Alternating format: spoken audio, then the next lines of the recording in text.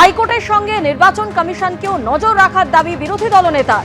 বিডিওদের মধ্যস্থতাকারী অফিসার নিয়োগ করতে এডিএমদের নির্দেশ। বিচারকদের স্বাধীন কাজে চাপ তৈরি করতে চাইছে তৃণমূল সরকার। কারচুপির চেষ্টা চালাতে পারে মমতা বন্দ্যোপাধ্যায়ের সরকার, অভিযোগ করছেন বিরোধী দলনেতা শুভেন্দু অধিকারী।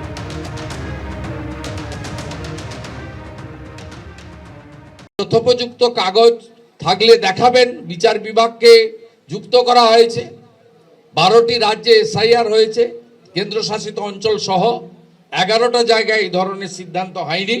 পশ্চিমবঙ্গে একটি ব্যতিক্রমী সিদ্ধান্ত হয়েছে। আমি অনুরোধ করব যে কোনো লিয়াজো অফিসারকে আপনি অ্যালাউ করতে পারেন না বা করবেন না। লড়াই বাছাই হবে ডকুমেন্টের ভিত্তিতে, অর্থাৎ কাগজের ভিত্তিতে, প্রমাণের ভিত্তিতে, এবং সেক্ষেত্রে জুডিশিয়াল অফিসাররা হচ্ছে চূড়ান্ত সিদ্ধান্ত অ্যাকসেপ্ট অর রিজেক্ট করবেন। তাদেরকে দুজন সহযোগিতা করবেন। একজন ভারত সরকারের যে কর্মচারীরা, আধিকারিকরা এসেছেন, মাইক্রো অবজারভার, তারা থাকবেন। আর আরেকজন থাকবেন রাজ্য সরকারের দেওয়া গ্রুপ সি যারা অফিসার্স, তারা। কিন্তু সেখানে লিয়াজোর কথা বলা নেই। এই লিয়াজো আমরা দেখেছি পুলিশ অবজারভার, জেনারেল অবজারভারদের সঙ্গে বিশেষ রাজনৈতিক দলের লোকেদেরকে লিয়াজো করা হয় এবং তারা লিয়াজো অফিসার হিসেবে প্রথমে ম্যানেজ করার চেষ্টা করেন, পরে যদি কথা না শোনেন, ম্যানেজ না হন, বাধা দেওয়ার চেষ্টা করেন। কাল রাত্রি 8:55-তে পূর্ব মেদিনীপুরের ইলেকশন সেল থেকে এডিএম এলআর কি পোস্ট করেছেন, সম্পূর্ণ অবৈধ, সুপ্রিম কোর্টের ডাইরেকশনের পরিপন্থী। ওয়েস্ট বেঙ্গলকে অনুরোধ করব যে এর বিরুদ্ধে ব্যবস্থা নেওয়ার জন্য।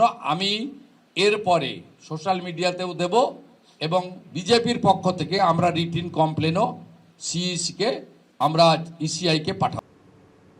শুভেন্দু অধিকারীর এই অভিযোগ নিয়ে তৃণমূল মুখপাত্র অরূপ চক্রবর্তী কি বললেন, শুনুন।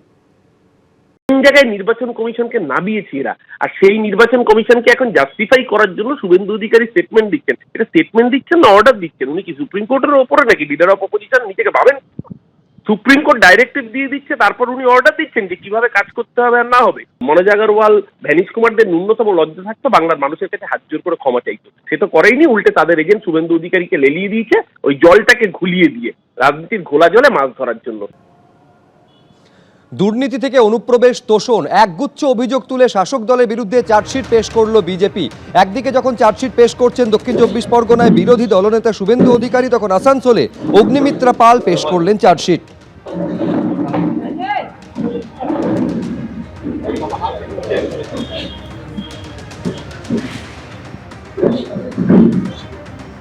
শিক্ষা থেকে স্বাস্থ্য, পশ্চিমবঙ্গে কোনো উন্নয়ন হয়নি, বছরের পর বছর পেরিয়ে গেছে। চার্জশিট পেশের পর তৃণমূলকে আক্রমণ শানিয়ে বিজেপি বিধায়ক অগ্নিমিত্রা পাল এই মন্তব্য করছেন। পাল্টা শাসক দলের তরফে কটাক্ষ করে বলা হচ্ছে হাস্যকর চার্জশিট, বলছেন নারী ও শিশু কল্যাণ মন্ত্রী শশী পাঁজা।